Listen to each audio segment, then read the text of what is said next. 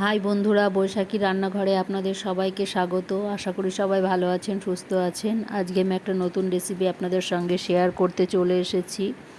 পুরভরা কাঁকরোলের recipe আপনাদের সঙ্গে share করব। চলুন দেখে নিই কীভাবে তৈরি করব। এখানে আমি কাঁকরোল নিয়ে নিয়েছি। কাঁকরোলগুলো আমি মধ্যিখান থেকে কেটে নেব। এখানে আমি সর্ষে, পোস্ত আর নারকেল নিয়েছি, বেটে নেব। এই যে এখানে আমি কাঁকরোলগুলো মধ্যিখান থেকে চিড়ে নিয়েছি। এই যে এবার চামচ দিয়ে বীজগুলো বের করে নেব। এই যে আমি সব বীজগুলো বের করে নিয়েছি। আমি একটা বাটির ভিতরে জল দিয়ে কাঁকরোলগুলো সিদ্ধ করে নেব। অল্প একটু লবণ দিয়ে দিলাম, দিয়ে 2-3 মিনিটের জন্য সিদ্ধ করে নেব। এই যে সিদ্ধ হয়ে গেছে, এবার নামিয়ে নেব। মিক্সিতে আমি কাঁকরোলের বীজগুলো দিয়ে দিলাম, কাঁচা লঙ্কা দিয়ে দিলাম, সর্ষে, পোস্ত আর নারকেল দিয়ে দিলাম, দিয়ে বেটে নেব। বাটা হয়ে গেছে। এই যে মশলাটা আমি একটা বাটির ভিতরে নিয়ে একটু লবণ মিশিয়ে নিলাম। এবার সিদ্ধ করা কাঁকরোলগুলোর ভিতরে চামচ দিয়ে পুরগুলো ভর্তি করে নিতে হবে। এই যে এইরকমভাবে ভর্তি করে নেব। এটা একটু ঘন হলে আরও ভালো হবে। এই যে আমার সব পুরগুলো ভর্তি করা হয়ে গেছে।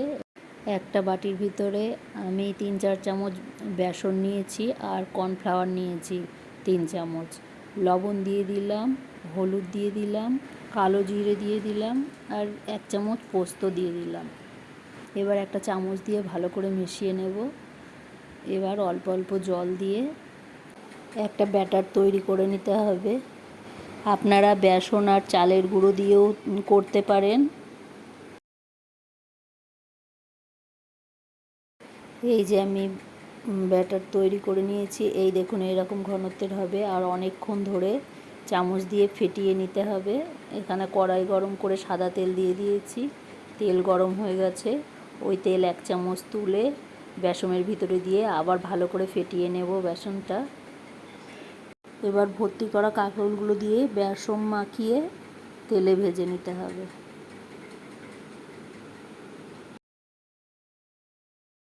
এক পিঠ ভাজা হয়ে গেছে, এবার উল্টিয়ে দেব। এই যে ভাজা হয়ে গেছে, এবার আমি তুলে নেব।